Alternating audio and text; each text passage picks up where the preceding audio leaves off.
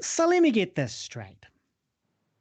As we witness the ice caps melt, instead of being inspired into changing our ways, we're going to invest in military hardware to fight for the remaining oil that's left beneath the ice? Well, what happens when it's all gone? You haven't thought this through, have you, boys? Welcome along to the Guy and Harley podcast. My name is Harley Neville. I'm Guy Pigden, and who was that? Didn't really sound like a music to me, but lyrics as such. It's not what you'd call music. That's Enter Shikari from their song "Arguing with Thermometers." Right. Yeah. So my favorite band, who I constantly quote every single episode of this show. That's right. Kind of cheating, but yeah, sure. Well, it looks like they At least I have lyrics. Kind of cheating. The guy that has lyrics once every 6 weeks. Probably more longer than every 6 weeks. Well, yeah. Yeah, I think you're right. So, welcome along to the Guy and Harley podcast. I'm Guy Pigden, and this is a monumental day in the COVID countdown, or the lockdown, or the isolation, or whatever you want to call it, because we have just gone to level 2. Yeah. Big number 2. So there's 4 alert levels in New Zealand, 4 being the highest. We were on that for 5 weeks, I think. Then we went down to level 3, which was exactly the same as level 4, except you could buy takeaways. So introduced takeaways at level 3. And now we've just gone down to level 2. So level 2, tell us about level 2, Harley. Well, mate, it's all the same to me. I haven't bought a single anything since level 3. I haven't bought a single coffee. It's all the same levels to me because it doesn't matter when you're broke. If you've got no money, it doesn't matter what level it is. You can't go buying things. That's a very good point. Yeah, so it's like every time I'm thinking about buying something, I'm like, ooh, I wouldn't mind buying a coffee. Like today, I was like, okay, it's level 2, Harley. Go down and get yourself a nice large latte from the nearest cafe. Do it, but I was like, well, what am I talking about? I'm an unemployed person. I'm an unemployed person heading into a recession. It's Wheat Bix and boiled water for me. That's it for me. Wheat Bix and boiled water. Lattes are the employed person's luxury. Exactly.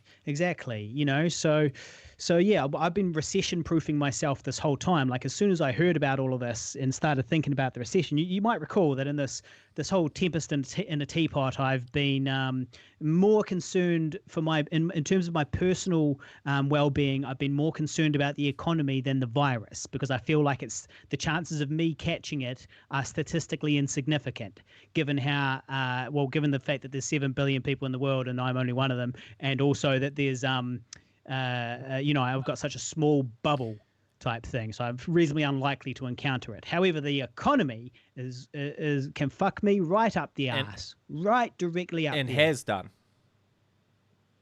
Well, I'm doing fine at the moment, but only because I kind of planned ahead. I started eating soup like before level 4 even started. I was like, all right, I'm on the soups and the toasts. Well, you say you're doing fine, but you do have no income.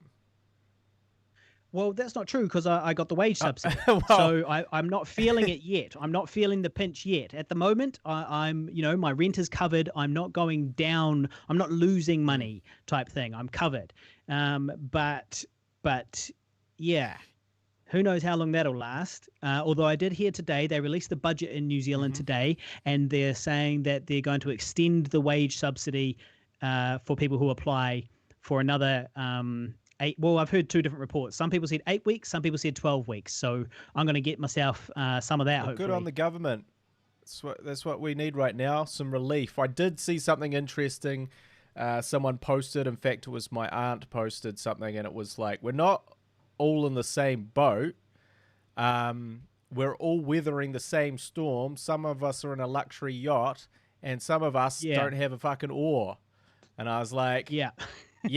That's way more accurate because obviously the celebrity agenda, shall we say, has been, hey guys, let's stick together and ride this out. We're all in this together, guys. up on my mansion in Beverly Hills with my butler.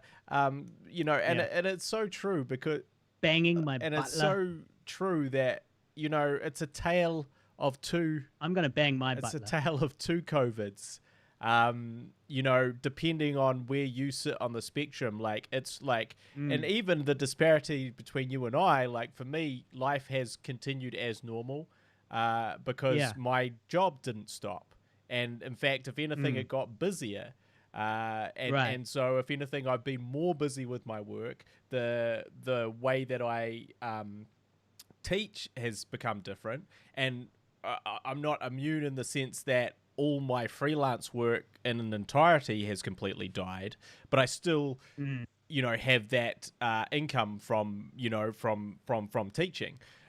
Whereas, you know, for you, you were purely a freelancer, and you and everyone else that's completely gone. So while for me it's like, I'm like, cool, I've had to stay at home and make online tutorials, whereas you're like, cool, I've seen my entire reality crumble around me.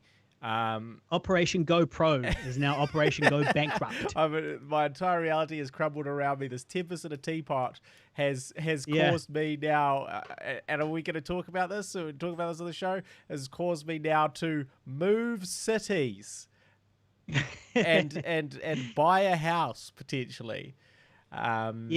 So, you know, whereas I'm sort of like, at least for the next 2 months, business as usual. So, you know, and that's the thing. I think that, like, for someone who's been made unemployed and has had to get by on that wage, and like we're still in the, or I guess you are still in the sort of, you're a single guy with that wage, you know. You're not someone with a. So I'm all. You're not someone with a family to support. Oh, mummy, I don't want to eat 2-minute noodles anymore. Mummy, when are we gonna have some real food? Fuck off, you little shit. Well, you got $528 to last us. We're fucked. Mummy, why don't we get nice stuff anymore? Why can't I go outside and play with my friends? Oh, shut the fuck up. Did it? Anyway, the the whole problem is, like, so I feel like, and I saw an article about this too. It's a very thank you. It's a very different world depending on where on how COVID has affected you, your circumstances. Do you have a family? Do you not? Have you managed to retain your job in some capacity? Because for some people, it's been this amazing holiday. Like, I was talking even to my friend down in Dunedin who's a chef. So he's just gone on the wage subsidy, but to him, it was the greatest time of his life, because essentially he's got to spend time with his family. They've had enough to get by, and it's just been like this 6-7 week holiday. He will go back. He is going back to work now, so he hasn't lost his job. It's just a hit pause, refresh, spend quality time, relax after sort of this grueling bull-busting job that has you getting up at 4 a.m. and working 12 hours. He's had a break from all of that, and it's been great. But then, some other people, total devastation. And it really just is, quite strange that, for some it has been so horrible, and for others it's been like, I've loved this time. This time has been great for me, Well, overall, I have kind of enjoyed this whole thing, despite my, concerns about the future. I do remember the last time we talked about the upcoming recession, you said you would go back to your old security job and start Ubering again. And you said that you remembered what it was like to be poor. And when you said you remember what it was like to be poor, I thought to myself, oh, you think poverty is your friend? You merely inherited poverty. I was born in it, molded by it.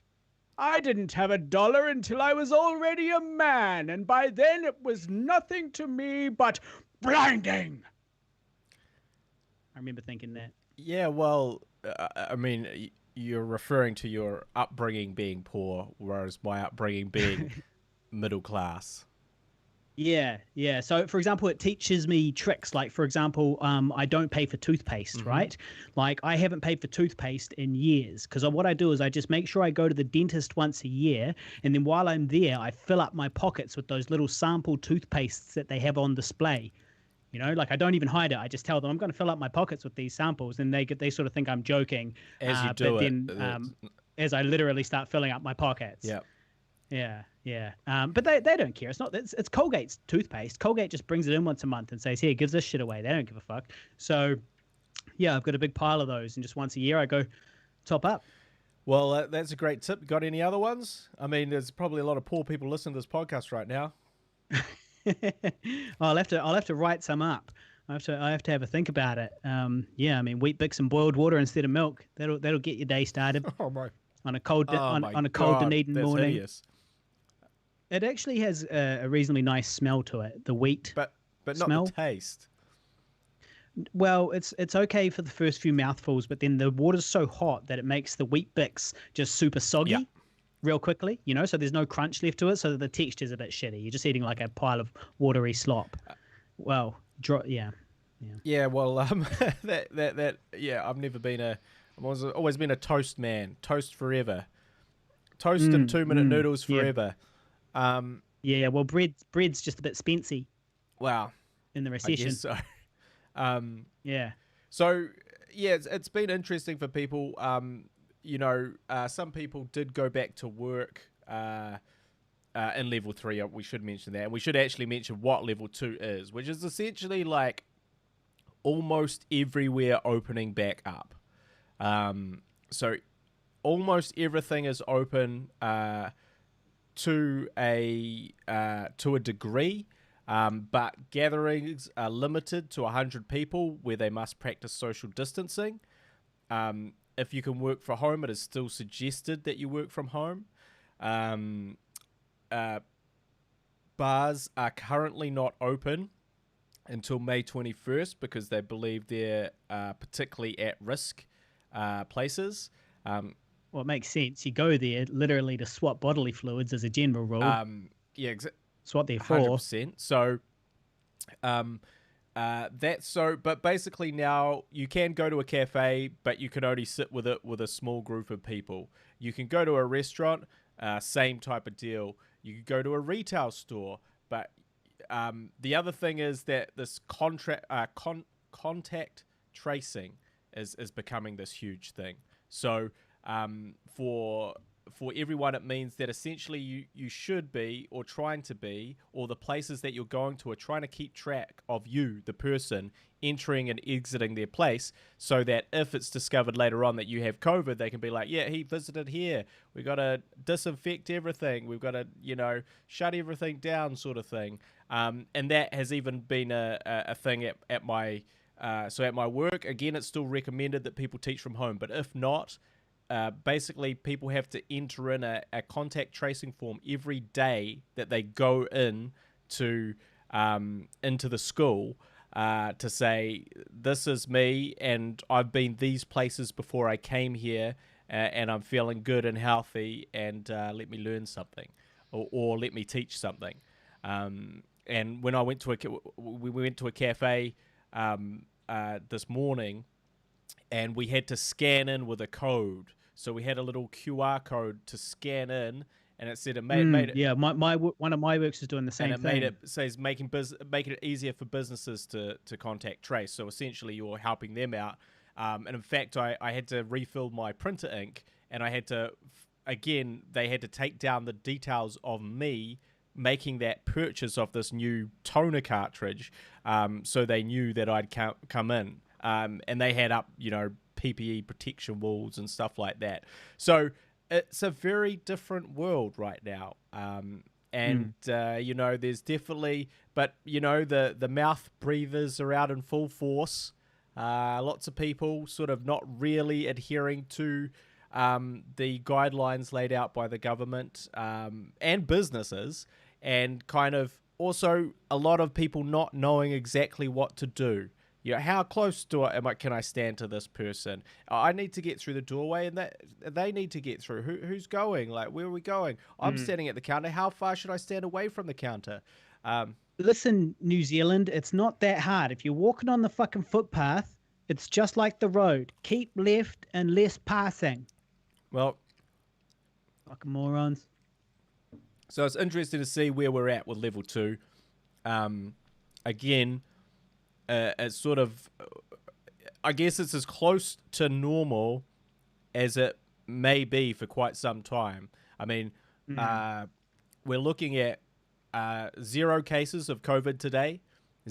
Yeah, for 3 days. Yeah, I so heard. basically, I think it was 0, 0, a few, and then 0 the day before that. I'm not 100% sure. I can't really remember. But anyway, so, but the problem with these 0 cases is everyone's like, cool, it's gone. It's disappeared. And it's like, well, actually, it may not have gone. We just don't know where it's traveling and through who. So, you know, the idea that 0 cases means 0, it's out of here is, you know, a little bit presumptuous. Although it is very encouraging that we're in that situation. But there's been like instances of this around the world, 0 new cases over several days, and then they'll have some big issue and some big flare up. And in fact, you know, some, you know, new lockdown restrictions have to be put into place. Well, this is kind of what I'm worried is going to happen. Well, it's kind of what I think is going to happen in the rest of the world now, unless they find a vaccine, right? People are just going to get sick of this shit. Like particularly like you look at America and it's like, okay, actually, maybe they can't control the population enough to actually get rid of a virus, and that it'll just reach a stage where people are like, man, we'll just live with it. We'll just live with the plague, you know? Like they don't say that, but that's what they do. They just live with it because what else can you do, right? You still got to go to work, still got to do all those things. And they're just like, yeah, well, oh, well, what can we do? Well, and it's also, I guess, that... Because people are not working together enough. There's too many stupid people. And also in America, they have the issue where it is all these separate states, you know? And separate laws and separate, you know, governors saying certain things about what you should do in that state and why. And that obviously has an impact if people are traveling state to state.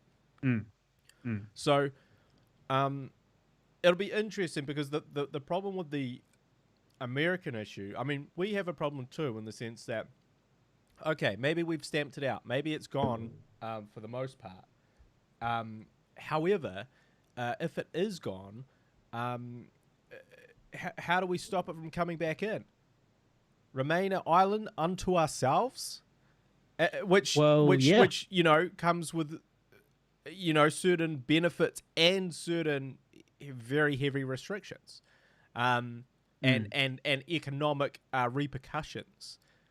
Yeah, but I say that's where we want to be at. I would much rather us be a self-sufficient as much country at the bottom of the world, and we just keep all the plague bearers out, and we just go, Matt, fuck you guys, you're out, soz. And basically we just stay down here, keep to ourselves, and you know, it'll be a different life than before, but that's okay. We don't need to be part of that international wish-wash of everything that's going around. We can just stay down here. Okay. Oh, you're back. You just disappeared for a little second there, but we could all hear you, so don't worry. Yeah, I agree. And also, I don't want to say that we predict the future here on the Guy and Harley on the Guy and Harley podcast. You know, and for a good example of us not predicting the future, well, let us just refer back to the Tempest in a Teapot remarks from the beginning of this debacle. But if we were to now go into the future, I also read an article about the screen industry here and how many major Hollywood studios have indicated a great interest in now taking their productions here due to the low COVIDity levels in the air. You might recall we did say exactly that, said it didn't could we? become a utopia, a filmmaking utopia. Yes. And lo and behold, according to this one article and stuff that I read, that is 100% accurate. Yeah. So yeah, it's sounding like people are interested in doing that, and obviously, if you can, that's the thing. If it is truly sort of eradicated or kept to sort of a minimal border control situation with people coming in, and you know everyone's held for a certain period of time or tested or whatever, then in theory, things could go back to the way they were. Everyone says nothing can go back to the way it was. It can't immediately go back to the way it was. But if we truly eradicated it from the perspective of your day-to-day life in New Zealand, if you didn't have anything to do with international, foreigners coming in, and like airports can't go back, but in theory, like the filmmaking circuit could, surely, couldn't it? I mean, really? They have released lots of restrictions around that at the moment, though, of course, safety first, about sort of how you have to film at the moment. But all of those could be lifted if we said, in a month's time, COVID is gone, man, we're really sure it's 100% gone, then you could theorize that, well, if it is 100% gone, then can't you just do a film 100% like you did? Yeah, I'm pretty sure, right? Isn't that kind of the plan? Like eventually reach the stage where we can just work normally in New Zealand, which means that people can come over here, do a 2-week quarantine still, and then get on with making a movie. Yeah, and I'm sure that is the hope and ultimate angle. So I think that is pretty cool if that were to be the case, and God knows, screen industry, which literally currently does not exist, could really use that. That would be really helpful. Couple of shout outs on the live streams. We got Bevan out there. Shout out Bevan, CD160 listener, tuning in, and we've also got Luke and Tyler watching together, that from the Tyler and Luke podcast. Shout outs to the boys. So so shout out to those dudes. Now, we did talk a little bit before, we mentioned sort of this idea that perhaps overseas people won't cooperate enough to ever really get rid of the thing, rid of the virus. And with those porous borders they have and all that type of thing, it would just be constantly kind of washing across the population, and people would not be working together because they can't for whatever reason. So I'm nearly at the end of the Unabomber Manifesto. I'm getting through it, right? And I'm starting to understand what he wants. What he wants basically is, and I already said this, is he wants to tear down humanity. He wants to tear down the whole civilization. He's not interested in the rebuild. Right. But he just wants to tear everything down. He wants to let billions die, and then basically the population of the planet will be the wild population of humans. So there will be an equilibrium, because the planet will kind of even itself out, because we won't be able to use industrial techniques to manufacture food. So you can only have a smaller population. Now, part of what he says is very important to make this happen, is he wants social tension between the masses and the elite. That's what he wants most. He wants us to overthrow them. But he says that's not enough. What we also need is we need a culture of ignorance that is anti-tech, that wants to tear down technology and wants to, live in the Stone Age, because otherwise, we tear down the government or whatever, and then the technological industrial system just gets rebuilt by people. So there needs to be like a cult of anti-technology amongst the survivors, so that they will destroy any technology that they find, and they will not develop it. It'll be like the Dark Ages during the Inquisition type Luddites. That's what he wants. Exactly. That's exactly right. That's what he wants. And so he'll be really happy about all of this anti-5G. Like, it's already happening. All these anti-5G, these anti-vaxxers, these flat earthers, these lockdown protesters. These are the people that would happily be tearing down humanity and burying the technology and so on. And he must be very happy about that. Well, the internet has done a lot for his cause. It's also real. He doesn't like me, for the record. He would consider me a leftist, and he seems to have a lot of problems with the leftists. Yeah. Well, I'm glad that you've been spending your time in lockdown well. I was worried. I've been in lockdown reading the Unabomber Manifesto. I was worried that you weren't going to do anything constructive, you weren't going to learn anything new, but here we are getting a detailed blow-by-blow account of the Unabomber's fucking manifesto. So that's good. Yeah, well, I'm almost finished it. then we can move on. Then we can move on to like learning how to stream properly or something. I taught you everything you know about streaming, and I know lots about streaming actually, and I learned most of it during the lockdown. Well, not most of it, but a lot of it. Yeah, well, you didn't teach me how to get a good picture. You have not taught that. Well, you know, I mean, I'm somewhat limited by my surroundings. What type of chair is that you're sitting on?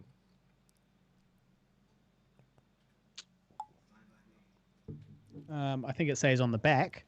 I'm not sure what it is though. It's a gaming chair. Gaming chair. I've been looking at new chairs. As I've been doing a lot of fucking sitting. Yeah.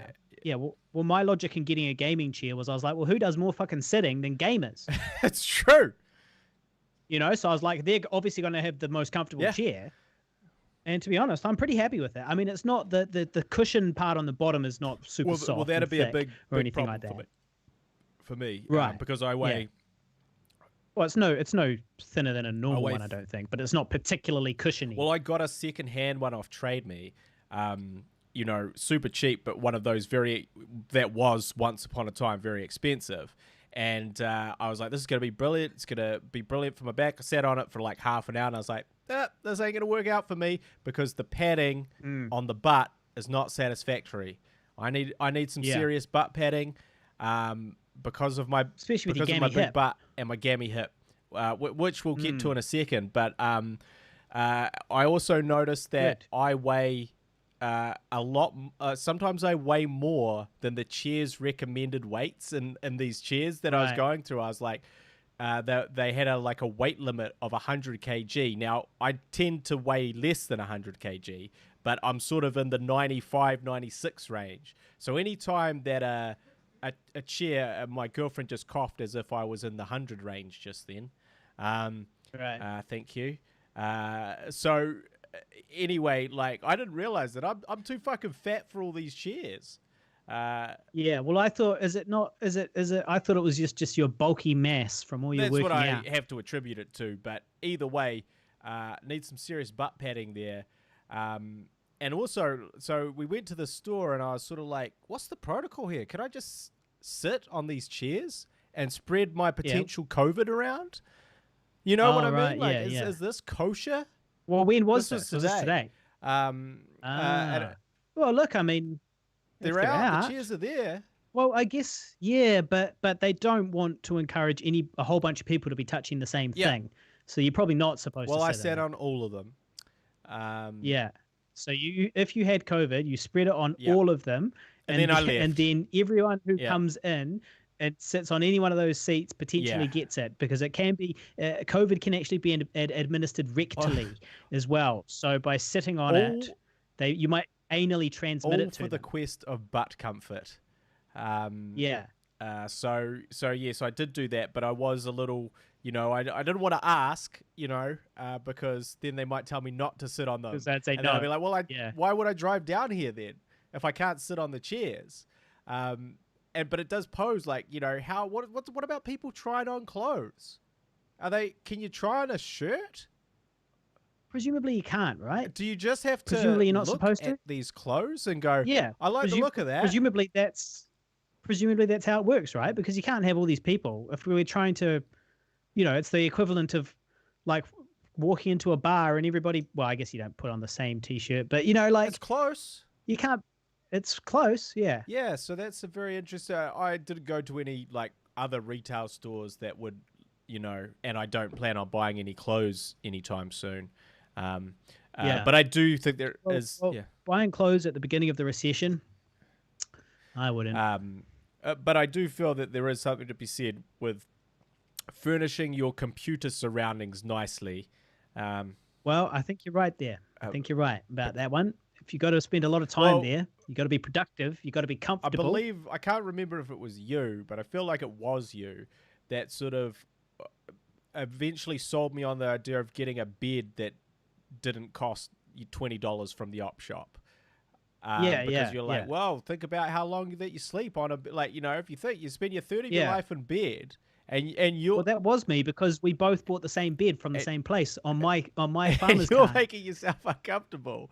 Why would you do that? And that lesson has stuck with me because, and to be honest, it stuck with me, but then I ignore it because, I've been staring at these, shitty computer monitors. And the problem with practical things is they're not sexy. When you upgrade these things, they're not sexy. They don't really, like if you get a new chair, cool, you got a new chair, you're more comfortable, but it's not cool. It's not as fun as the things that you might buy that are less sensible. So I'm always struggling with that practicality aspect of it. I don't know. Sometimes when I buy something kind of practical, like for example, my desk, my new desk, it's not sexy. It's just a desk, but I think it's quite sexy. It makes me proud to look at it. I'm like, okay, good. I've finally got like a halfway decent sized desk. I can fit 2 monitors on it. This workstation's looking, great. So I take some pride in it, even though it's just a desk. And you are just a not and you sexy are desk. Selling your old desk currently. No, I'm not selling it. Oh, I'm giving it away. I'm giving it away. Yeah, I'm just giving that away to anybody who wants it. Have you had any takers? Well, I haven't checked my Facebook recently, but no is the short answer on that one. People don't seem too interested, and if they don't want it, I'm just going to have to smash it up and get rid of it. And that's my old desk. I need to get rid of it anyway. But we should talk about I have said about moving to Dunedin and all that stuff, and I wasn't sure if I was going to get like my mortgage approved and all that stuff, and it has been approved.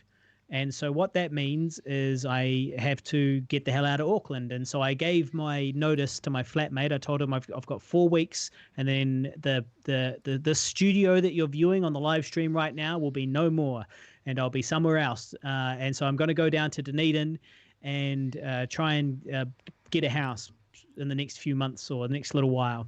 I am kind of one of my main concerns is that heading into this recession is like property prices are going to drop, and I want to be there to buy when the property prices drop. But you don't want to do it too soon either. You don't want to buy it and then they keep dropping, and then you're paying it off as it goes down in value type thing. That's true. But I guess you just have to weather the storm.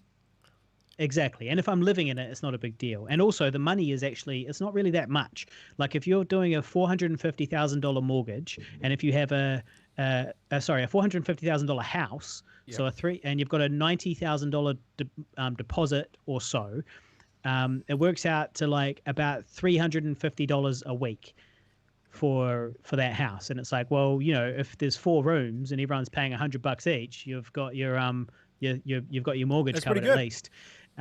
That's really good. It's not that bad. And most people are paying more than $100 a week for a room, unless it's a real dump. And then on top of that, it's also between my brother and I. So any expenses that do come up are split between the 2 of us. So basically I'm like, well, fortune favors the bold. So at a certain point, you've got to take a risk and get out there and try something. And I kind of feel like now's the time. I don't see another time any time in the future that I'm likely to be able to buy a house as we head into a recession. I feel like it's either get it at the beginning of the recession or I ain't getting it for a while at least. Particularly given the current Auckland work situation for me. Yep. Yeah, so I feel like I'd rather be in a house and getting people to pay me money for my roof than sitting in someone else's house and paying them for their roof. What do you think how long do you want to spend looking for this house? Well, I would really like to wait like 6 months or more, because that's when you're going to see what's actually happening with this housing market and stuff. I think that's the ideal time. But the fact is that I've got to sort of do it sooner than that, because I'm going to be living at friends' houses and so on. So I'm somewhat restricted. But yeah, basically, I mean, I'm not going to buy something if I don't see the right thing. Whatever we get has got to have the numbers have got to crunch properly. Otherwise, the whole thing's pointless. It's if I was buying it to live in it full time forever, then it'll be fine. But if that's not really the goal, so the numbers have to work. So you're heading down in exactly 4 weeks from today. Yeah, is that right? Yep. Yeah. Like I've given 4 weeks notice to my flatmate, so I have to leave this house in 4 weeks. And you're selling all your possessions bar your computer? Well, this is the logistics that I need to figure out. because it'll cost me $1,000 to move my stuff across the country, the big things like my bed and that. And so I just have to figure out if that's what I want to do or if I just get rid of it. I don't want to go down there and then have to buy a bed. You do also have to I'd rather ask yourself if your possessions are worth $1,000. Well, it's true, but one of them's the TV, 55-inch TV, which I bought for close to $1,000 anyway. Don't want to give that up. So Damn. No, exactly. They got the PlayStation 4 there as well. Those bits and pieces. Although so you may know a friend, some of it would go in the car that could potentially take care of the television for you for. Well, look, that's actually not a bad point. It's not a bad point that I could potentially give you the TV, and the bed is old and fucked. I've literally had it since I was 21. Seen some good times on that puppy. And so cum-stained memories. I could get rid of that. I could get rid of that and get rid of most of my stuff. And the only other thing I'd have to get rid of that I couldn't take with me in my car would be my big desk. Which I just bought and spent New Year's Eve building, and which I just said I do look upon fondly. So I could get rid of all that stuff. It's funny you mention that, because we're actually sort of renovating the spare room, and we need a desk. Oh. So you might have a couple of those problems solved. Yeah. Well, look, that's actually an interesting idea, because one of the concerns, right, is that I get down there and I take all my shit down with me, and then I'm like, oh, right, I'm here and I've got all my stuff, and now I'm going to find a house and I'm going to buy it. And then I find a house, it's the perfect place, and I buy it, but it's got tenants in it already until 2021. And now I'm stuck in Dunedin with my bed, with my desk, with my computer, with all my shit, and I don't have my own place to go into because it's filled with tenants. So in which case I'm like, okay, well, what do? Go back to Auckland and just like pay another $1,000 and take all my shit back up, or just throw it away and give up on that $1,000, or what do you do? So hey, that's actually an interesting concept. Chuck that desk our way, chuck that TV our way. We'll take good care of them. Oh yeah, I'll have to clear the search history on the web browser on that TV. That smart TV's a little too smart at the moment. Remembers too much. But yeah, that could work out. That could work out actually. Yeah, I am also one. So I envision that I'll be in Dunedin for sort of 6 to 12 months. That's kind of the plan, right? But I do also have this feeling. I've just got to. Well, firstly, I want to get a dog when I get there. I want to get a dog. As soon as I get my own place, I want to get a dog, right? Now, the dog can come back to Auckland. That's not a problem. But I'm also pretty sure that my baby mama is waiting for me in Dunedin, right? Which would be quite ironic that I'd scour the world looking for the right Latina and ultimately end up in South Dunedin with a South Dunedin girl. A white trash South Dunedin girl, yeah. Yeah, well, that was implied in South Dunedin girl. You didn't need to say white trash. It's obvious to 21-year-old student. No. South Dunedin girl. A 21-year-old South Dunedin student at the Hairdresser Academy. But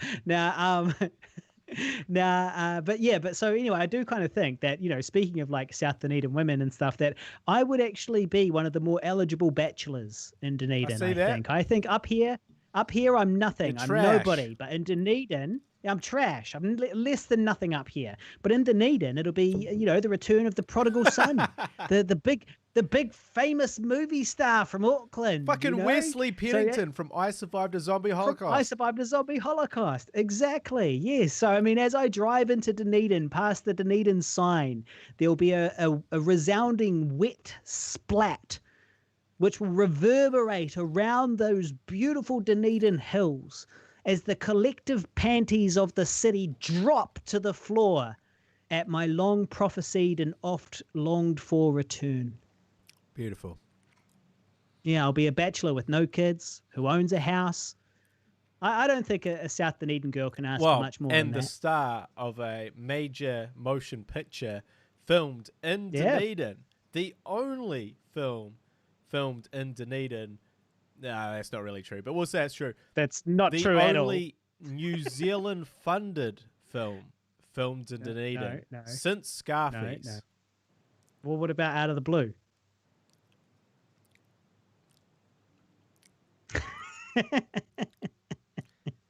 The second only, including that, since Scarface. No, wait. No. Well, yeah. It was first. Out of the Blue was first. So, yeah. Yeah. Okay. So it's the third film. Only film filmed in Dunedin.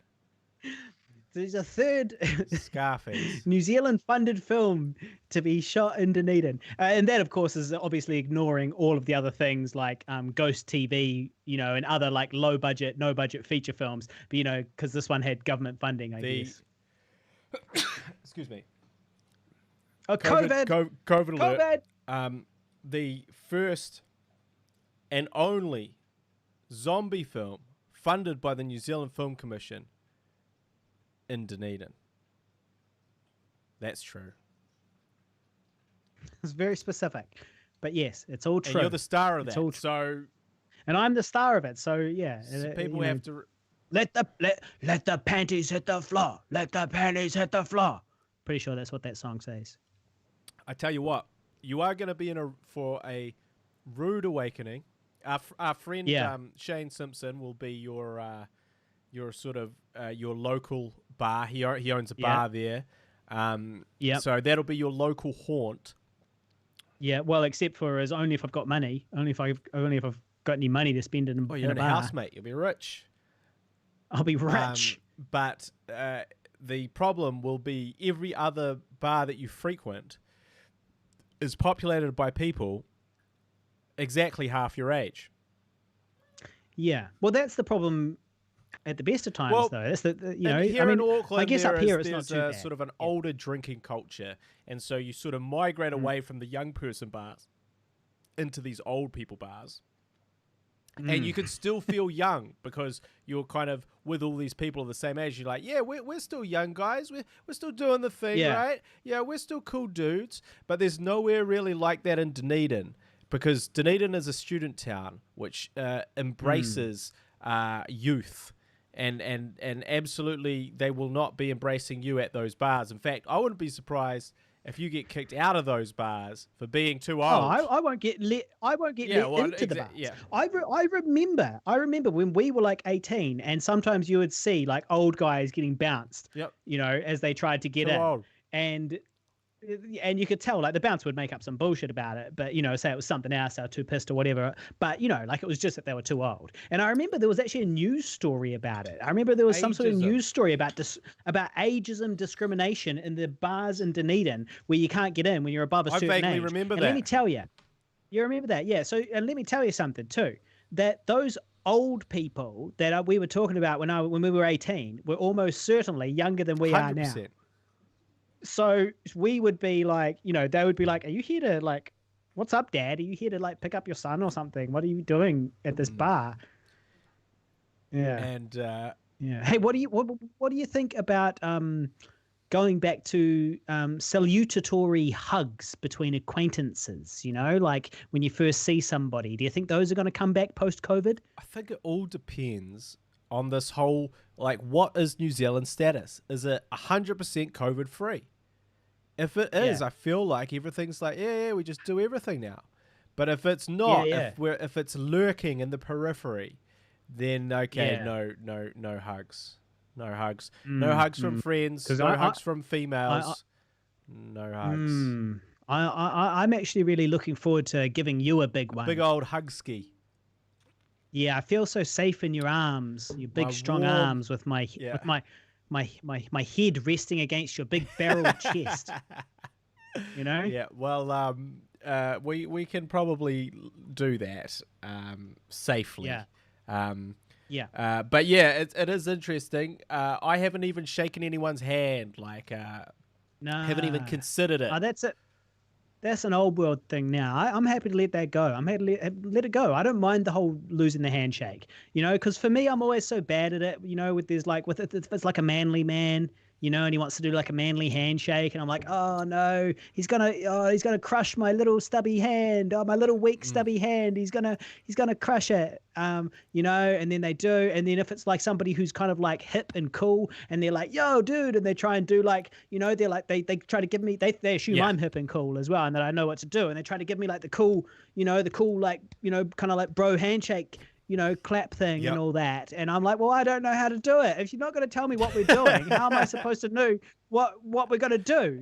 And I'm just so bad at it. I fucking, every time I fuck it up. And so, look, I'm happy to let the whole thing go. The whole thing can go, and also like shaking hands with women, right?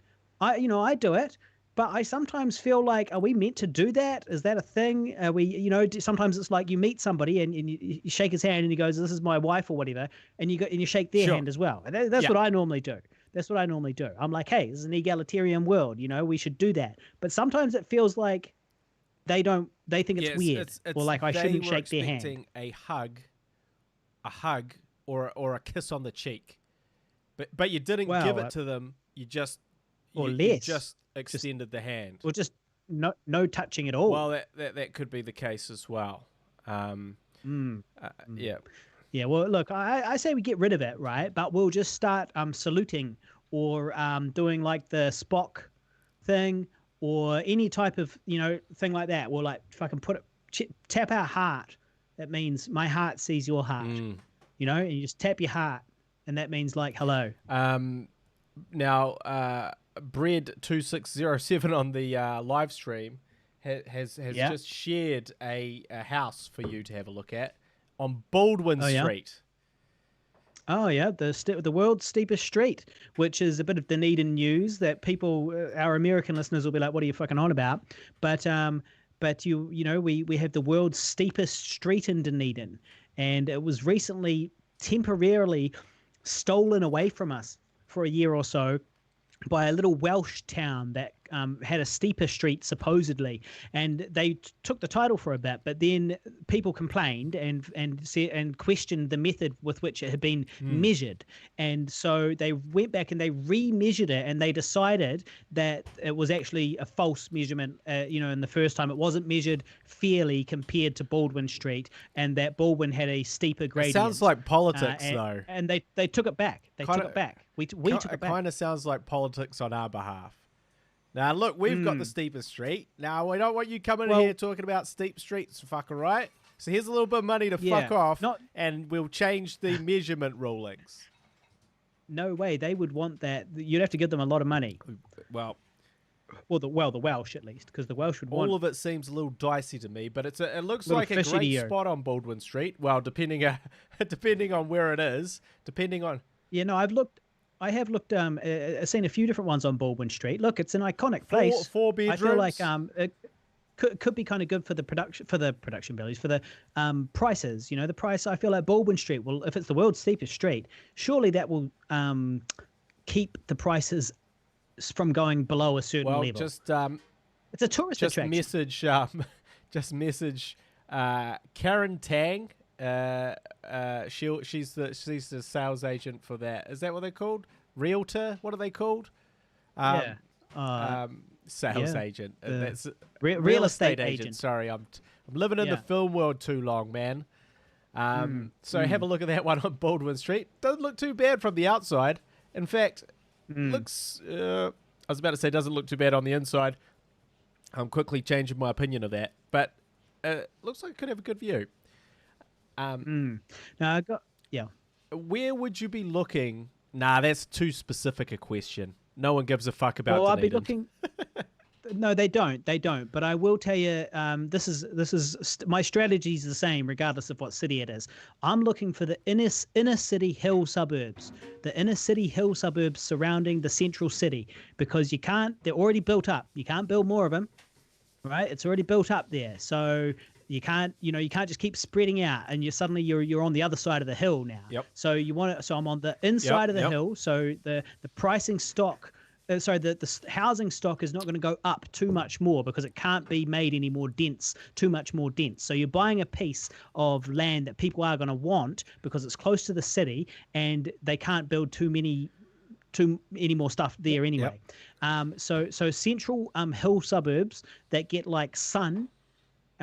Because Dunedin's a cold place, so you don't want to be like down in like a gully, an icy gully somewhere or something like that. You want to be up on a hill. You want to be, that's it really. Up on a hill, inner city suburbs. Because everyone would with the impending climate apocalypse as well, you want to be on the hill. because shit down the bottom might be Yeah. getting a little bit wet, a little bit soggy. Yeah. It's true. Well, that's why you don't buy in South Dunedin, because that place is reclaimed land, and it's going to all go South under. Dunedin, It's all going to it's going to be reclaimed again by the ocean it's this going to time. be reclaimed back. Yeah. At some point, for sure. Exactly. So I do have a little bit of feedback. Yeah. So this is from Chuck Black. And Chuck Black on YouTube says, Guy, I am your long lost third cousin once removed. I can die in peace now. So you remember cousin Chuck, don't you? Yeah, my cousin, what was it, my third cousin Chuck? Yeah, third cousin Chuck. I always wonder the same thing. How many Chucks could a Chuck Black fuck if Chuck Black could fuck Chucks? So I'm not sure if he's referring to my current look at the moment. Yeah, I don't know either. I'm currently sporting a what I would call a porn stash. Yes. Others you do have others for the live streamers can see that the guy has got a porn stash, or what some others might call a pedo stash, if they were being a bit more unkind. Cruel. Yeah. So you know, like, one of the great things about lockdown is that you know, no one cares what your facial hair is doing. Yeah. Well, except for your girlfriend. Yeah, and she does also care a great deal, actually, and she's in. But the thing is, my girlfriend likes facial hair, so if you have facial hair, you at least have a chance that she won't be super upset by the facial hair. Whereas for some people, if they just generally hate facial hair and you rock a mustache, that's a real kiss of death right there. Well, it is a kiss of death. That's the issue, is the mustache is what makes kissing so gross. You know, like, the mustache is the gross part of it. It gets all the food in it. It tickles your nose. It's all, you know, the mustache is the worst. It's like, of the whole beard, that's the worst bit of it. I prefer to go for the Amish look, where you've got no mustache at all, but you've still got the beard. That's much more practical. And also, people say, well, you know, mustaches are horrible, you know, to kiss. They're also horrible for the person with the mustache when they do the kiss, because the hair compresses onto your top lip and itches against your own lip, and you're like, oh, that's hideous. Is this what hair touching feels like? Oh, now I know. This is disgusting. I want to take a shower, but it's your own face that you're disgusted by. Yeah. Hey, been there. I also got another little bit of feedback. Well, actually, no, speaking of silly hair, I am going to grow back my skullet, my mullet hawk, my receder hawk, which is obviously, as a bald man, I can only grow hair on the sides and the back. And for a while there, I rocked a mohawk that was only at the back, and obviously it stopped at the crown of my head. So it was just really sort of, you know, 6 inches down the back of my head, just one strip, which I let grow out, and sometimes I'd spike it up. And that's what I've got to deal with, you know, like, that's what I've got to play with. It's like, you know, shouldn't I be allowed to experiment with my hair as well, Guy, without judgment? You know, isn't that okay? The canvas from which you have to work is much smaller, and yet still you're ridiculed for these artistic expressions. Yeah, well, you know, I mean, it is sort of to me, what would be the greatest if you started rocking the Hulk Hogan? That would really make. Because what does he have? So essentially, he's got a handlebar mustache, and then he's just grown out his bald head. And so it's just long on the sides, and often he'll wear a do-rag to cover. So it looks like, when he's got the do-rag on, he looks great. He's got this flowing blonde hair out the back, and you're like, yeah, this dude's awesome. And then obviously, as soon as we start getting into the match, the do-rag comes off, the bald head is exposed, and he looks quite silly. But it's still an interesting look, and it's the So you're saying I've got to start wearing do-rags? It's the only bald look. It's the only bald look that you have not tried. The grow out The full grow Yeah, out. well, I did grow it out. I've never done it. The full grow out just It takes so does. long is the issue. And you just look like shit for so long. It's 6 months of explaining to people the insanity of your hair. That's really what it is. That's what you've sort of you'd be committed to. But I feel like you have to do it at least once before you die. I mean, Yeah. Well, maybe this will be the beginning of it. I'll start growing out this little mullet hawk, and then it will turn into a mullet, and then it will turn into that exact look you're Hulk talking Hogan. about. So I'll grow the back. I'll grow the back first, Yeah. basically. Grow the back first, and then rock it from there. So yeah. I mean, all this dressing, all this window dressing, it's all a bit pointless, really, because it doesn't matter how good the art is if the canvas is a frayed old piece of shit. Yeah. You know what I mean? You can paint a masterpiece, but if the canvas is a piece of old shit frayed around the face, then who gives a fuck? So, but I'll still do it anyway because I have been growing my hair out slightly. Hang on, I'll just Get a preview for the fans.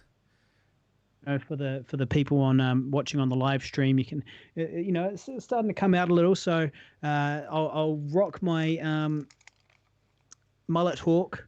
I feel like there used to be a name. Oh, landing strip. I feel like sometimes it reminds me of when a woman cuts her pubic hair in such a way that it looks like a landing strip. And this landing strip is essentially a landing strip on the back of my head. So, it is kind of like I'm walking around with a big, like a pussy on the back of my head. You're walking around with vagina styling. Pubic styling on the back of my head. Yeah. Sweet.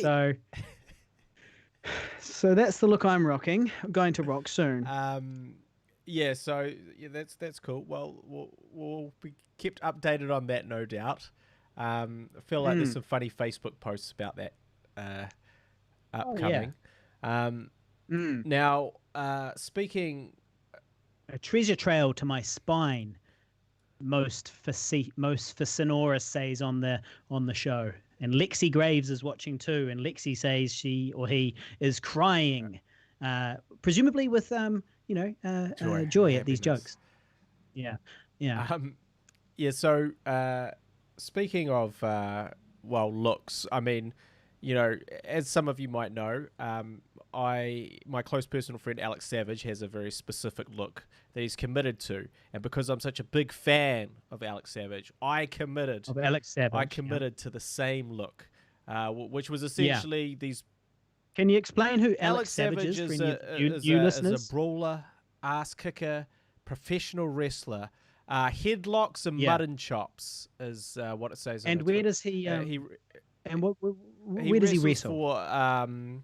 He wrestles for IPW New Zealand, which is, I think, Impact Pro Wrestling New Zealand. I don't really know what the I stands for. What do you mean? You told me it was Impact Pro Wrestling because I always thought it was Independent Pro Wrestling, and then you told me it's Impact Pro Wrestling. I'm only a little bit confused because there's another company called Impact Pro Wrestling, but I believe...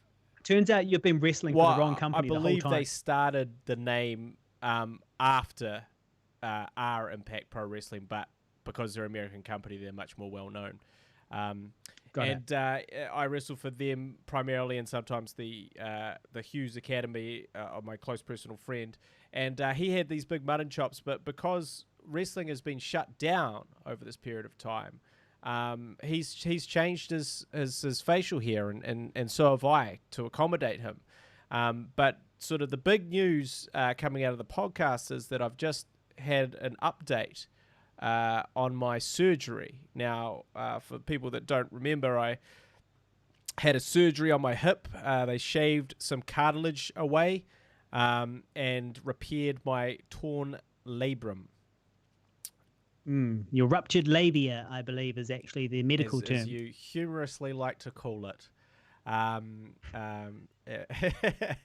you humorously like to make fun of my severe injury that took a year to recover from, and will never fully recover from, and will to some degree haunt me for the rest of my life.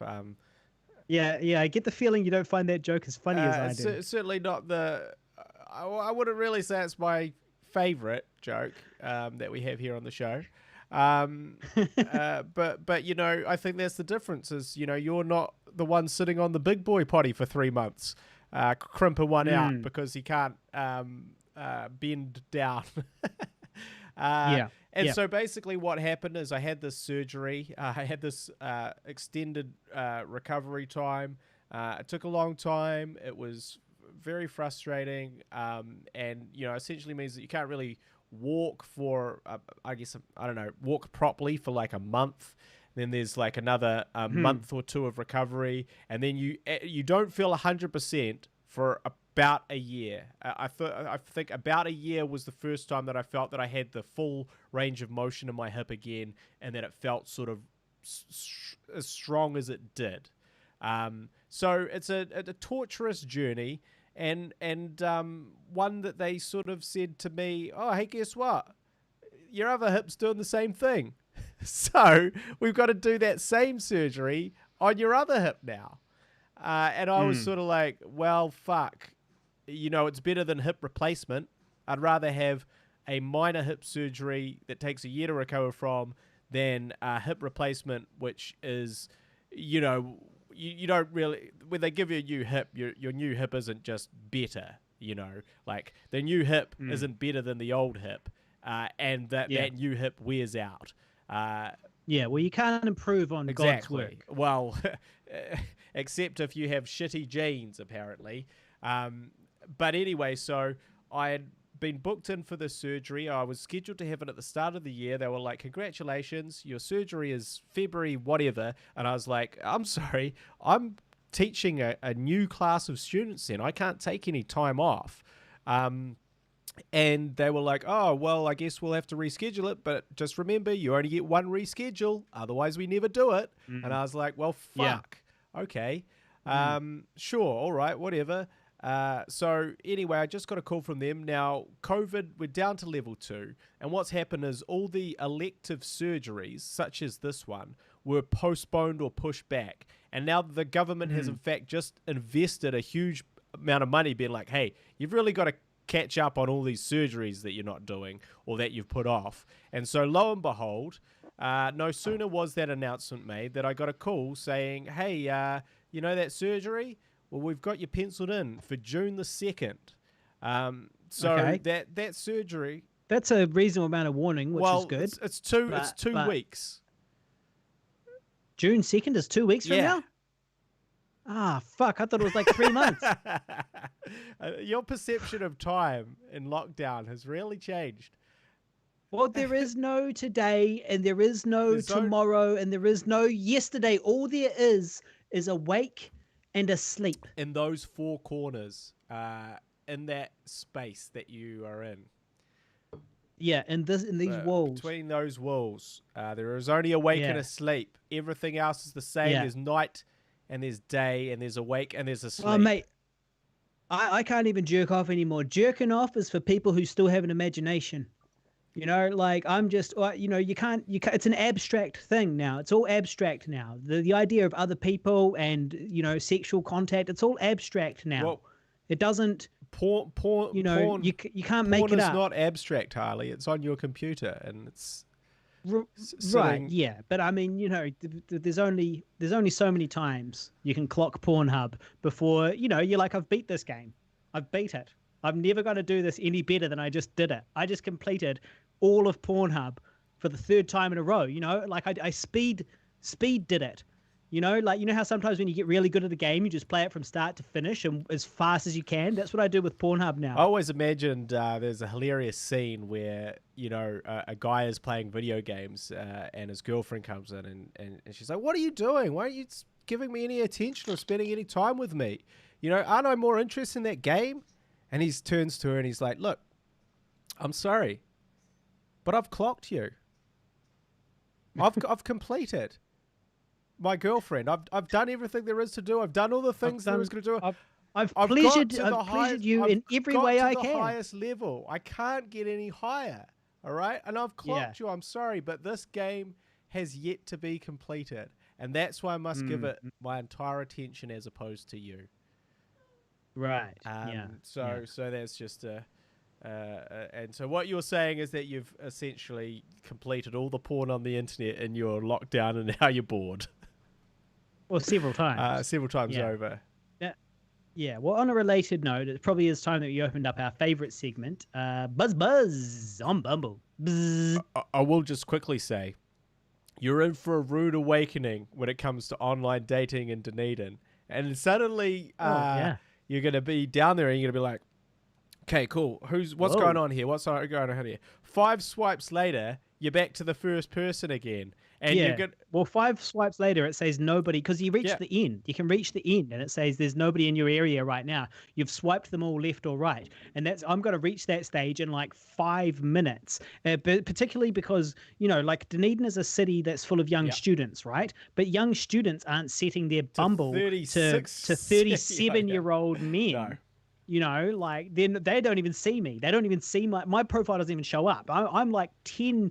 I'm 10 or more years past the cutoff age. So there's just no chance that I'm going to be, like matching with anybody, like sort of young or attractive. It's definitely going to be, there's going to be like me and 5 people on there that are going to be eligible. But add to that. And I'll probably swipe them all. Yeah. Also, to add to that, you'll go out to the bars and you won't be able to get in anywhere. So I won't be able to get in, but even if I could, I wouldn't be able to buy a drink. I'll be I'm an unemployed man currently. You're going to go from total lockdown, total COVID. Oh, my life is terrible. I'm so lonely. Nothing going on. And then you'll get to the end. You'll be like, oh, the chains are broken free. I'm out, baby. I'm free. I'm a free man. The lockdown is lifted. Come at me, woman. And you will have no way to meet anyone. No, yeah. Well, this is the issue I've been facing for the last 3 years or so, though. So I'm just changing locations. No, because you've always had Tinder and Bumble. Oh, right. So, yeah, you're saying it's even worse now because I'll be minus the online dating. And you've had bars to go to of people of the appropriate age and industry events. Not that I have hooked up with anybody in a bar or at an industry event at all. You may have made some connections. So those were not. I guess I could have made some sort of connections. But, I guess that's kind of, to your point, really, is that while it is obvious to us, to you and me and to the listeners that I'm a hilarious and handsome intellectual, but internet dating is not really the same thing, is it? It's a lot more difficult because on paper, I don't look like very much.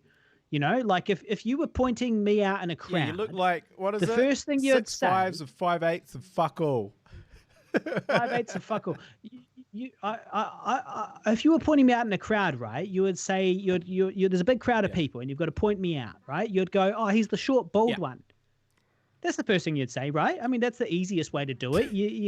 And if this scene was on a beach, for example, and there was hundreds of people on the beach, you would skip both of those and just say, yeah, he's the hairy one. Yeah, he's the he's the hairy that guy. What guy? The hideously hairy man that is hairier than every other person in this beach combined, hair-wise. Yeah, the guy, definitely the hairy one. Hundreds of people, he's the hairy one.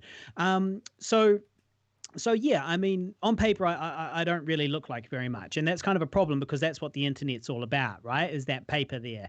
I mean, the only thing I've really got going for me is my bulbous swinging schlong, and even that will only get you so far. It's quite disgusting, really. Sometimes women just use me for my sort of huge disproportionate penis, and it's really degrading. And then afterwards, when they're finished with me, they just sort of look at me with different eyes, and they, like I turned back into a frog or something, and then they just make their excuses. Yeah, exactly. And then sort of, they've had their way with me and they just kind of make their excuses and just leave me there, just tied up and covered in piss. It's happened several times. So Buzz on Bumble.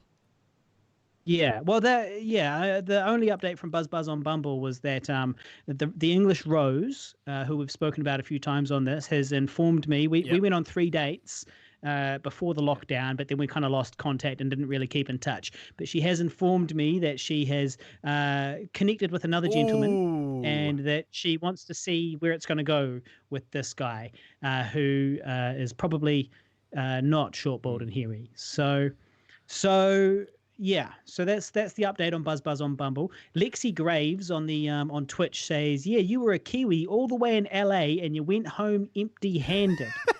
Yes. Yes, well, it's true. I went over there, and there was no romantic, connections, no escapades of any description, despite actually spending quite a lot of time with Lexi Graves 13, who is an LA local.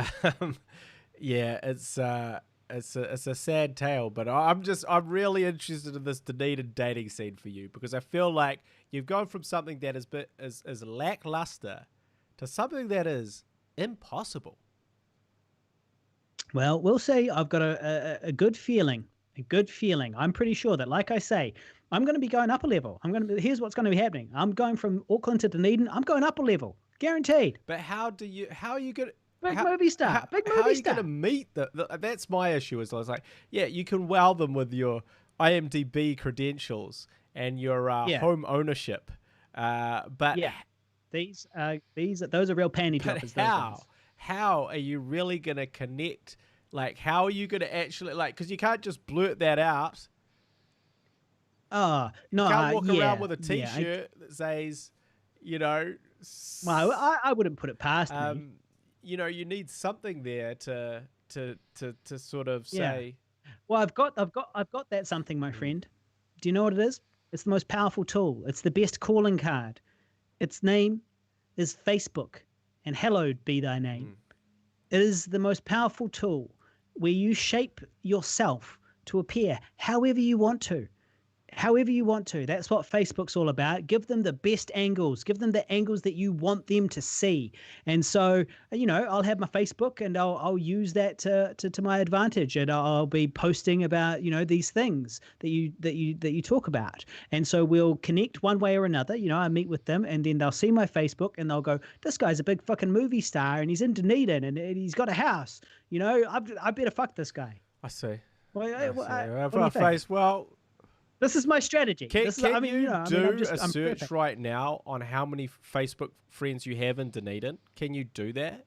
Like, is there a way to search that? Yeah. No, I could. Yeah, I could. Because that'll give you a good gauge of your pool. But that's a lot of hundreds. Is it? Well, of course. I'm from Dunedin. Typing that in now. I'm going to work this out. Get to the bottom of this. Yeah.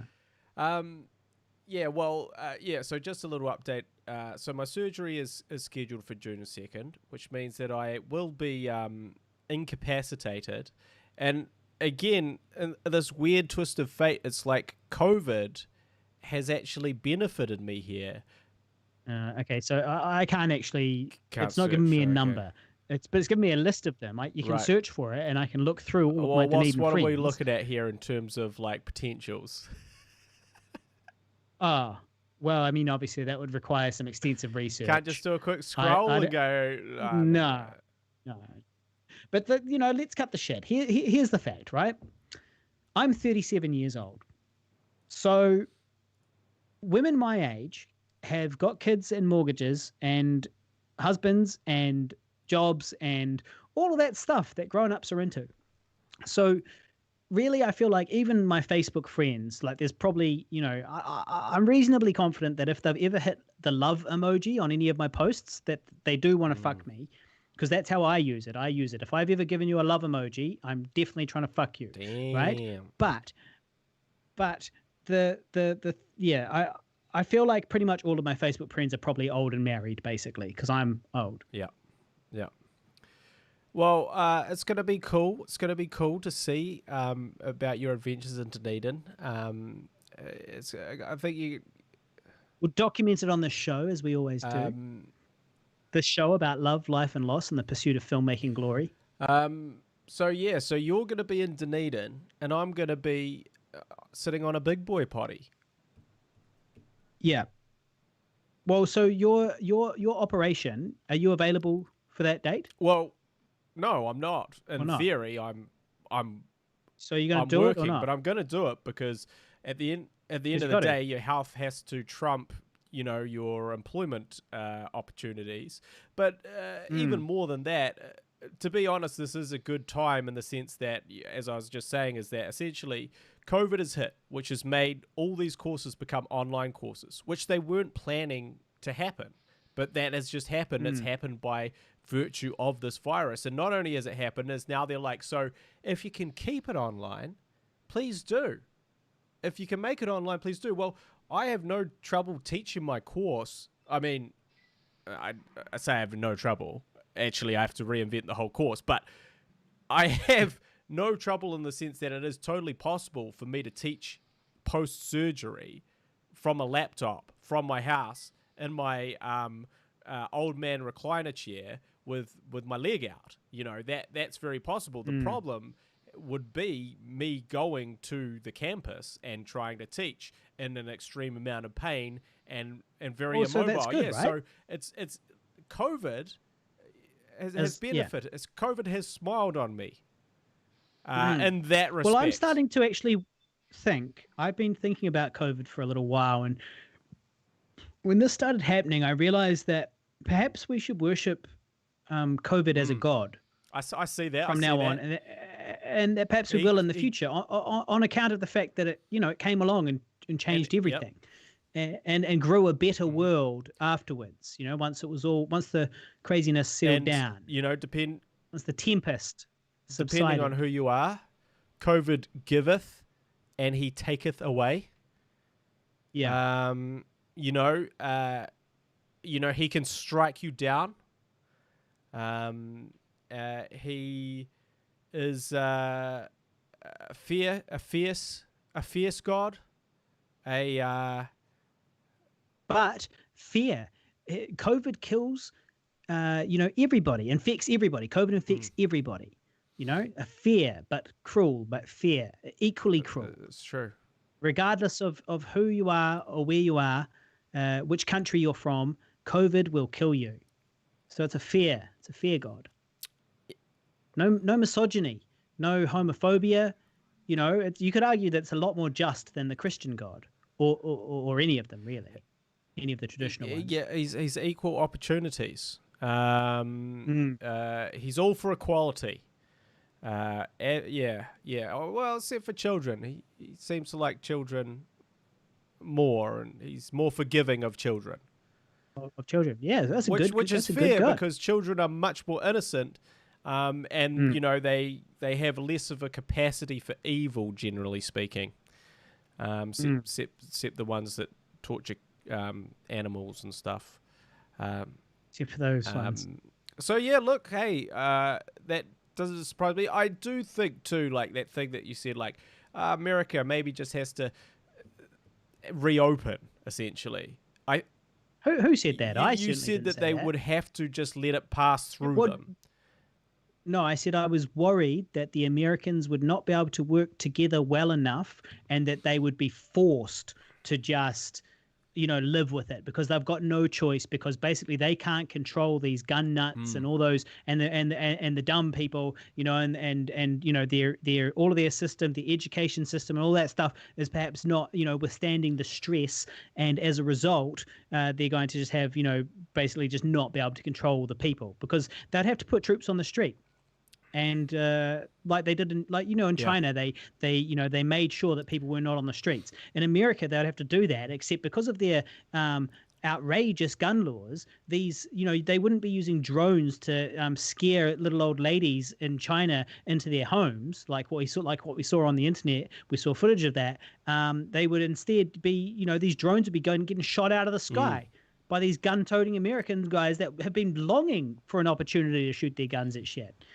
So they've kind of got a big problem because they can't control them, and they're armed and dangerous and dumb and violent. Not all of them, but it's a tricky thing because it's also like it's this economic issue which has been at the forefront of the conversation in New Zealand, because it's like every day you're costing jobs, you're costing businesses, but everything seems like it's okay, so why not reopen now? That's been the sort of the talk. Why are we suffering because everything is actually all good? Yeah, but that's obviously really dumb people arguing that, because they don't know. They have no idea. They're not scientists. That's true, but I guess it's that thing of that they are losing jobs every day. There is some type of tipping point in America where they can't borrow enough and they can't support all the people out of work. And everywhere. That could happen here. Yeah, exactly. Like that would be a problem anywhere. So this tipping point at some point has to happen where they go, well, we have to go back at least to everyone sort of back adhering to some restrictions. The quarantines can't go on forever. Because part of this or lack of success was doing all the things too late, and then you suffering the effects both ways. So they suffer the effects of not having everything shut down, and they suffer the effects of having everything shut down.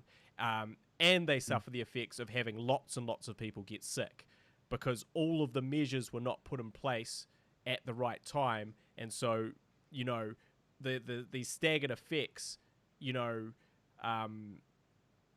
not mitigated by the fact that they shut down when they did. So I just wonder when, somebody, and some governors have said, oh, well, fuck it, we are reopening. And what will that mean for them? Like, will that produce second waves? They will. But isn't there already like I'm sure I saw a headline the other day that was like 1,000% increase in cases of counties or whatever states that opened up again. Yeah. Well, also the other big problem too is that without accurate testing, and I saw another thing about testing in America, is that without being able to test enough, you don't know how many people have it or how far it's spreading or where it's spreading. Without that being on top of the testing, nothing else can be gauged accurately.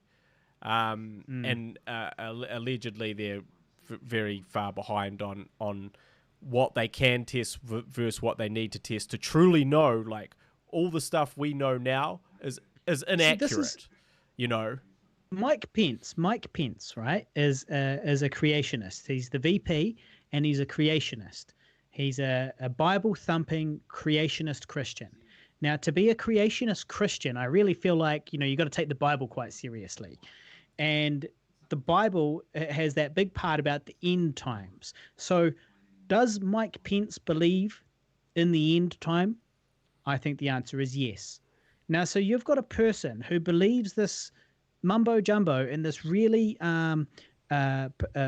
powerful position, influential position, right? So with these kind of Christian death cultists in the White House, I would not be surprised if Mike Pence on some level is wanting this stuff to spread.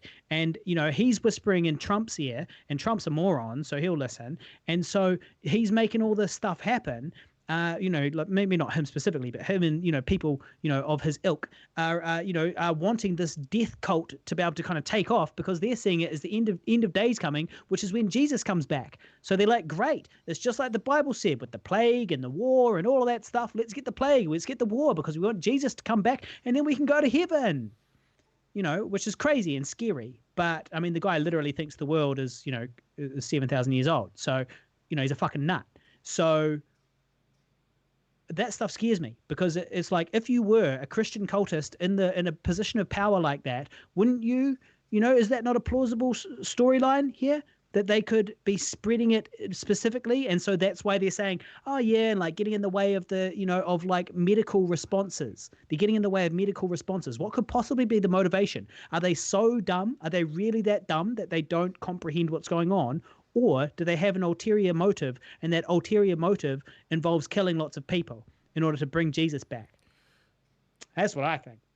Well, yeah, I mean, I certainly hope that that's not his point of view, but if you were a serial killer, you would do very well to catch COVID, go out, lick a few handrails, catch COVID, and then go visit a whole bunch of old people or vulnerable people. That's what you do. It's true. Although maybe you'd be feeling too sick to go out serial killing. You're just like, look, I'm really struggling to get up and down the stairs, and I just can't go out and infect a bunch of people because I just got to lay here and concentrate on breathing. If I lay here. But that's an interesting concept about the COVID serial killer. Now, speaking of the COVID serial killer. Well, hang on.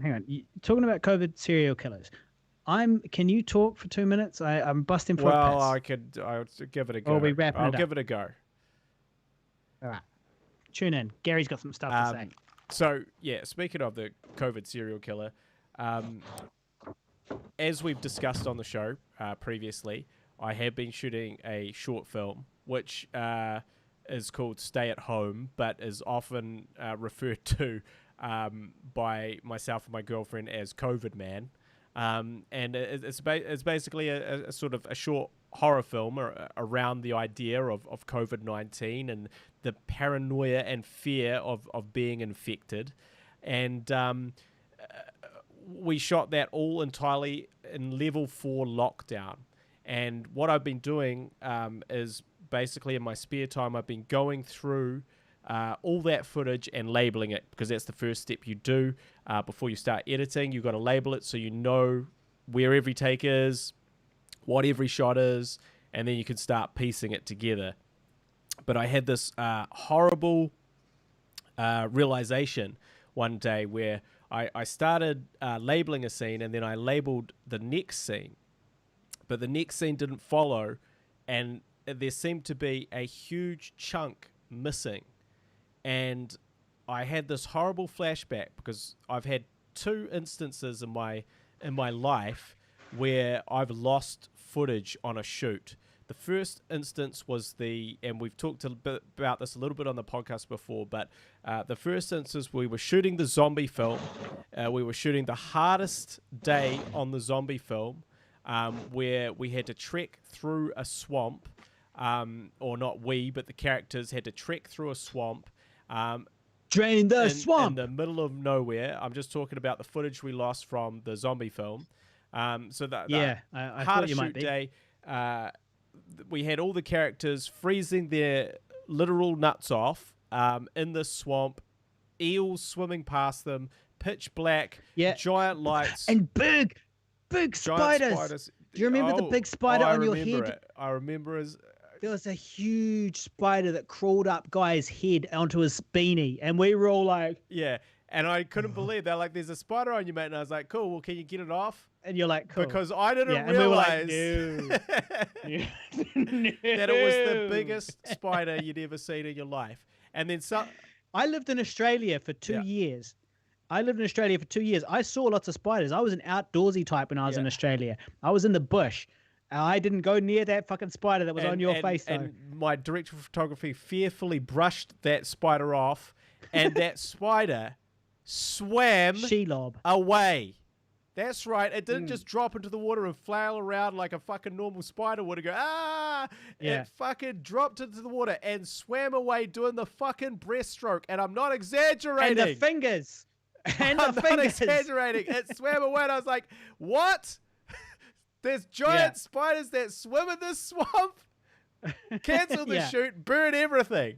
But anyway, delete the footage. So anyway, on that day, we'd shot it the first time round, and everything felt good. It felt right. We finished like half an hour early, which was unheard of. We're always running behind and finishing about half an hour late. And it all went great. And then some fucker lost the footage. Which mean, who was that? Well, that was our French producer who that day, that week, had been put in charge of transferring. It's always the footage. So before that, the camera assistant was doing it. He was completely reliable, 100%. He checked everything. He was incredibly thorough, right? But he almost had a mental breakdown because he was working 18 hours a day. And so we realized, well, why is he working 18 hours a day? It was because he was checking all the footage afterwards and making the copies. So we're like, sweet, you can't have that job anymore because you're on the brink of death here. So we put it. So the French producer was like, don't worry, I will take care of it for you guys. I know about this stuff. I am French. And so he did, and literally the first thing he had to copy over was that he fucked it, copied he duplicated a card instead of copying the new card, which basically missed out, I don't know, 2/3 of that horrible shoot, which meant that we had to go back and film it in winter.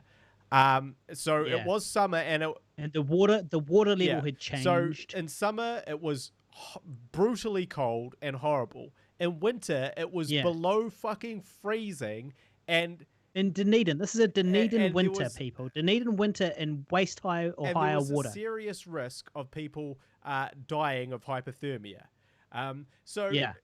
We had to redo all that. And it's also worth noting that our lead actress, by the stage of the time we were doing the pickups, the lead actress had become pregnant, and yet she was supposed to be getting in this water as well and doing all these things. And so obviously we had to be taking precautions around that stuff as well, because she became pregnant between the two shoots. Because we told her it was a wrap, we're like, yep, you can get pregnant now. That's all good. And this was, and then we had to, reshoot. So we were terrified about that. Thankfully, nothing. I mean, nothing. Was the spider in winter? Was the spider the first time or the second time? So the spider had gone into hibernation because it was so large. It had gone into hibernation for the winter. So it was. Well, no, just the winter spiders had come out we were at that safe point. From that spider. And the pregnancy, everything went off without a hitch. But very fucking terrifying. So that was the first time I lost footage. Literally the worst time you could lose footage, we lost footage. The second time I lost footage was when I lost the entire sound to the biggest day that we filmed on Older. So we filmed this huge... On our second feature film, Older, which you can find out at olderfilm.com right now. Go there, Control T for a new tab, www.olderfilm.com right now, and you can go check it out. So this whole wedding scene, which was 15 pages of dialogue, okay? 15 pages. Now, just to put that into perspective, you try and shoot no more than 5 pages per day, right? That's how much you normally try. And we shot 15 that day. And we're like, yeah, it's pretty crazy. But we did it, guys. We did it. And then I lost all the sound. Now that means that all those 15 pages... I was so glad that it was you that lost the footage. Because then there's kind of nobody to blame, type thing. It's like I can't focus my rage. You can only blame yourself. On anybody except yourself. I can only focus my rage inwardly on my own incompetence. And so... Because you physically lost the card. It wasn't the first time with the zombie film, it was a transfer issue. The footage hadn't been transferred. And this given you the card and you'd said, cool, I've got the card now. Put it in my pocket. And then it was gone. It was gone. And then we all looked around and nobody could find it anywhere. We're all searching the floor. Went back to the location. I walked the steps back from the car. We didn't even leave the location. We were looking, we realized at the end of the day, and we were all poking around. I was looking in the gutter and stuff. And so anyway, that was the second time, which caused many days of re-recording that entire scene in post and syncing up the sound, which was a horrible process in itself. Nowhere near as bad as the Swamp Thing, but still shite. So then we get to this time round, and I'm looking through this footage on our new short film, and I realize that there's this huge gap. And I'm like, holy fucking shit. There's the climax of the film, half of it, where COVID Man emerges, is gone. It's just fucking gone. It doesn't exist. It's like there's a card missing. And I was like, what have I done? Have I done that dumb mistake that the fucking French producer did? Did I not look at this footage carefully?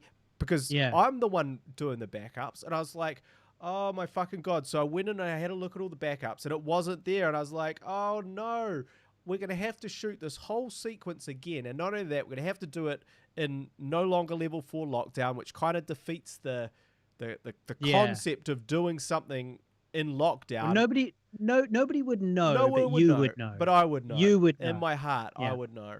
Mm. And I was like, this is the end of the world. All right, well, we better schedule it to shoot on Tuesday. Fuck everything. And then I realized that the scene in question was simply on another day. Ah. So you just hadn't transferred it yet, or I'd transferred it. I'd copied it. What had happened is that I had made all the but you didn't notice that? I'd made the appropriate transfers, and then when I was labeling, through labeling a card, I must have deleted that card only in the editing software. So, when you're working within the editing suite, in the editing program, Adobe Premiere, everything is non-destructive. So you can't delete anything. Yeah. You So can't delete actually something. It doesn't delete it. It just means that you have to go back to the footage on the hard drive and connect it back up. So essentially what I'd do is maybe I had accidentally deleted a card in Premiere, which then had not showed up and led me to believe that it didn't exist. Now, when I was checking all the backups, had I simply gone to another day, I would have found the footage, but I only checked that day because I thought for sure it was on that day, which for sure I was 100% wrong about. So I'd never felt better about making a dumb mistake before. Yeah. It's when I found out that I was like, oh my God, we still have that footage. We don't have to reshoot it. I didn't fuck everything up. I'm just a fucking dumbass. Thank God I'm just a fucking dumbass. That's good. That's the story. Okay. Well, that's good. And how is that edit looking? Is that all coming together? What are you doing with that? Well, you going to submit it to Show Me Shorts Film Festival? I'm not really sure about that. To me, I see this purely as an online release. Like, finish it, release it online. That's the way I view it, because we don't normally just poop it out. We don't normally do that, and we want to, we obviously want it to go to festivals and stuff. Festivals don't really fucking matter anymore. And I just feel like, let's just do one release. It's online straight away. There you go. And hope that people engage with it and see it that way. Because at the end of the day, it doesn't have designs of being anything bigger than it is. So that's my sort of perspective about that. We'll sort of see. And I also want to make sort of content around it of how you make a film with no crew in lockdown, because I feel like that's good content. So that's what I'm sort of inclined to do at the moment. How's the editing going? Have not edited a single thing. Right. I'm back in teaching mode at the moment. I've got a lot of course prep to do. So that one's got to sit on the sidelines. Well, get Tyler Adams on it. We'll get Tyler Adams on it. Shout out, Tyler. Well, shout out to Tyler. I did consider that actually, but it's he's got to do some visual effects for it as well. So I don't want him doing too much work, basically. Well, it sounds to me like he'll just want to take all of it, because he's doing the visual effects anyway. So he might as well just edit the whole thing. Otherwise it's too many cooks in the kitchen, if you know what I mean. Well, I think that once I do have a little bit of time, I will get to it. But because it won't. But not yet. Yeah. But so the on the live stream there, we've got a couple of comments here. Most Fascinoris says, "Are you aware of Ronaman in Memphis? He's a superhero rather than a god, but still good." I think I've seen some clips of Ronaman. I'm not sure being shared online. Okay. I don't know much about it, but I did want to talk about Emmy the Vegan. Yeah. Our next web series. Now, our next web series, Emmy the Vegan, it's a hilarious, slightly surreal musical comedy following a vegan woman trying to find love in a meat eater's world. And That show has been sent out to most of New Zealand's broadcasters through my various connections. I've found out the appropriate people to email that are in charge of, making those decisions. And the overwhelming majority of them have either not replied or gotten back to me to say, like, we've had a look and no thank you. But we are still waiting to hear from one major, there's some that just haven't replied at all. Maybe their response is coming. And then of the people that have replied, we're still waiting to hear. So we've got one kind of like iron in the fire that could, they could come back tomorrow and say like, yeah, okay, cool, actually we want it. So we've got one live sort of, interaction still going, and then basically everyone else has either said no or not replied.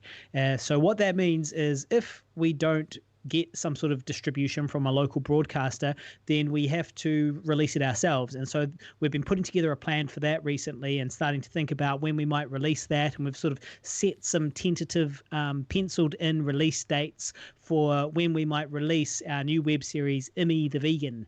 So it would be really helpful actually if the listeners could go along and search for Emmy the Vegan on YouTube or Facebook or Instagram and hit like. Emmy is IMMI. And in particular, I'm hoping to get the YouTube channel popping off. So what I would love it is if all our YouTube watchers right now went along to YouTube and search IMMI for Emmy the Vegan and hit subscribe and watch a couple of videos if you can, because I want to get our watch hours up and our subscribers up, because we need 4,000 watch hours and 1,000 subscribers in order to monetize. So we're going to release this series and it's going to go on the Emmy the Vegan YouTube channel, but unless we get it monetized first, it's not going to be monetized, which will suck, because a million people are going to watch every single episode, and that's actually quite a lot of lost revenue.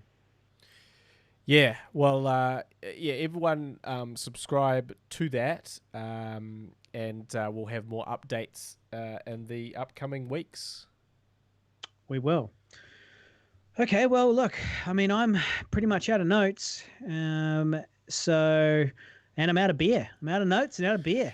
There's nothing worse than being out of notes and out of beer. I mean, there's no inspiration. There's no chance of me saying anything interesting if I'm out of notes and beer. So we should probably wrap it up. We should. I do have a lot of... Well, I got nowhere to be. If you've got shit to talk about, go for it. Fuck, I got nowhere to be. Well, I can stay here all night. No, unfortunately, I have to go back to the real world and course writing. Shout out to Lexi Graves on Twitch, who just went and subscribed to Emmy the Vegan on YouTube, and she's the 69th, which is a fortuitous number. Yeah, buddy. That's a good number. That's a good number. You will always be, Lexi. To me, you'll always be the 69th. Well, I think that's a good place to wrap it up. All right.